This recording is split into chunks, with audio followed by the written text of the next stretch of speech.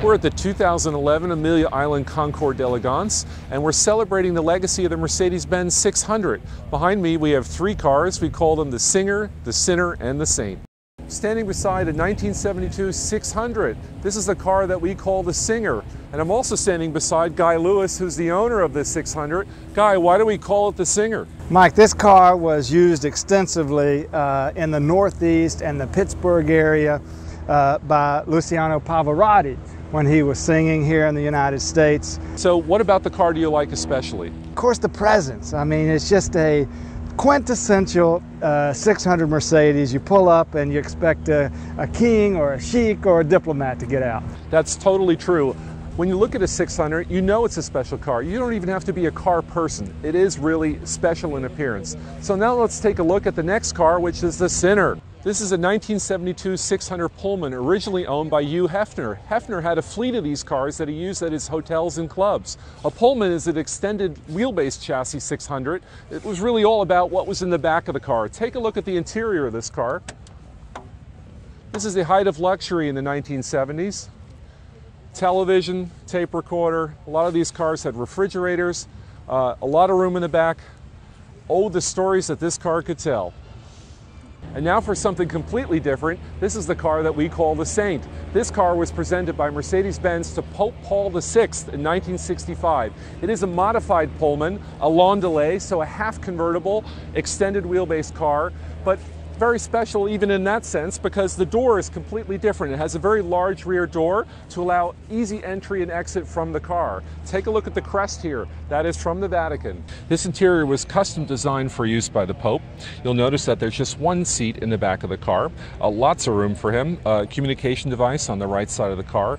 This car, typically when the Pope would arrive at a function, the roof would be lowered so that he could stand up and step out of the car standing. Let's take a look at one last detail, the license plate. SCV stands for State City of the Vatican, and number 1 stands for the Pope. The Mercedes 600 was a top car for people who were at the top of their game. Now let's take a look at some of the details that made these cars so great. I'm standing beside a 1972 600 short wheelbase sedan. This is kind of the standard 600, if you will, of a very special car. This particular car launched Mercedes-Benz's first V8 engine, the legendary 6.3-liter V8. It is a really important car for the brand and really showed what the brand could do in the early 1960s. Let's look at some of the features in the car. So when the 600 was launched in 1963, this was the height of luxury for Mercedes-Benz. There are some incredible features in this car. Look at how you adjust the steering wheel. You actually look at the wheel and say, well, how does it adjust? You spin the pad on the wheel and you can move it in and out. Really quite interesting how they do that. The controls in the car are completely hydraulic. So if you want to adjust the seats on the car, there's a switch here. Completely silent, no motors whatsoever. A very complex network of hydraulic controls in the car. The windows, completely silent. The car features a shifter that's very much like an American car, so a column shift automatic. The car has air conditioning, which was very atypical for a German car. The control is right here. Massively oversized, like many of the features on the 600. There's a thermometer in the center stack here. It also has an AM/FM shortwave radio. The radio has a Wonderbar feature that seeks out stations. Very old school, but very effective. In the center of the car, we have an 8-track tape player. A lot of people are familiar with those.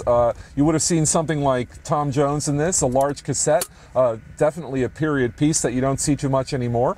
Also, we have a refrigerator in the front. If you can imagine having a fridge in the front with a bottle of champagne and 4 glasses, my, have the times changed.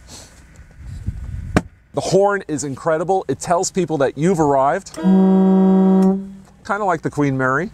The 600 was often a chauffeur-driven car, so the back of the car was very important. You could operate the windows, you could move the seat back and forth, even open the sunroof, and control the radio that's in the front of the car from the rear of the car. This car also has a trunk that opens hydraulically. When it was new, this car was assigned to the German embassy in Paris. It is a completely original car, a true testament to the build quality of the car, never restored, overbuilt, wonderful.